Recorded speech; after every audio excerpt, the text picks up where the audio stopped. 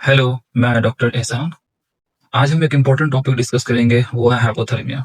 Hypothermia को अगर common language में बोले तो ठंड लग जाना। ठंड के मौसम में अगर हमारे बॉडी का टेम्परेचर 36 डिग्री सेल्सियस से कम हो जाता है, तो हाइपोथर्मिया में जा सकता है। नॉर्मली बॉडी का टेम्परेचर 36 टू 37 डिग्री सेल्सियस होता है और इस ठंड के मौसम में अगर आप बहुत देर तक ठंड हवा के कॉन्टैक्ट में हो या ठंड पानी के कॉन्टैक्ट में हो या आपने सही से गर्म कपड़े नहीं पहने हैं या आपने बहुत सारी दवाइयाँ ली हैं बीपी या हाइपरटेंशन की जिससे कि बॉडी टेम्परेचर कम हो जाता है या आप अल्कोहलिक हैं या फिर बड़े बुजुर्गों में या बच्चों में जिसमें इम्यूनिटी सिस्टम बुजुर्गों में कमजोर होती है और बच्चे में सही से डेवलप नहीं हो पाती है, तो ठंड लगने के चांसेस ज्यादा होते हैं। अब हम हाइपोथर्मिया के 3 स्टेप्स होते हैं। फर्स्ट, माइल्ड, मॉडरेट और सीवियर। माइल्ड में अगर body temperature 32 to 35 degree Celsius होता है, जिसमें कि माइल्ड में अगर शिवरिंग बहुत ज्यादा होती है, हार्ट रेट धड़कन तेज हो जाता है, हाथ पैरों में झंझनाहट सी होती है।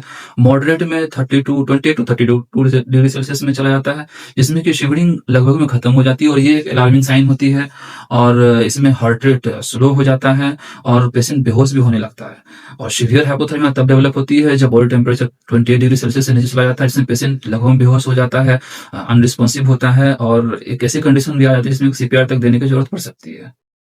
अगर हाइपोथर्मिया में पेशेंट है तो सबसे पहले वार्म जगह पर ले जाएं, गर्म कपड़े दें, गर्म पानी पिलाएं। अगर पेशेंट रिस्पॉन्सिव नहीं है तो ऐसे ही कुछ भी मुंह में डालने की कोशिश ना करें, क्योंकि उससे लंग्स में जाने के चांसेस ज्यादा रहते हैं। कुछ चीजें हैं जो डिफरेंशिएट करती है हाइपोथर्मिया जैसे कि हाइपोग्लाइसेमिया हो गया, सेप्सिस हो गया, इन्फेक्शन हो गया या फिर स्ट्रोक।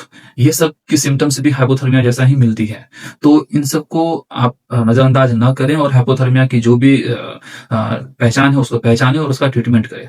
तुरंत किसी भी डॉक्टर या हॉस्पिटल से कांटेक्ट करें और सीवियर हाइपोथर्मिया के केस में तुरंत रिवार्म करने की कोशिश ना करें। इससे पेशेंट का टेम्परेचर मेंटेन नहीं कर पाता है और टेम्परेचर मॉनिटर करते रहें। और डिटेल में जानने के लिए हमसे कांटेक्ट करें या हमसे कंसल्ट करने के लिए नीचे दिए गए नंबर पर कांटेक्ट करें। Thank you so much.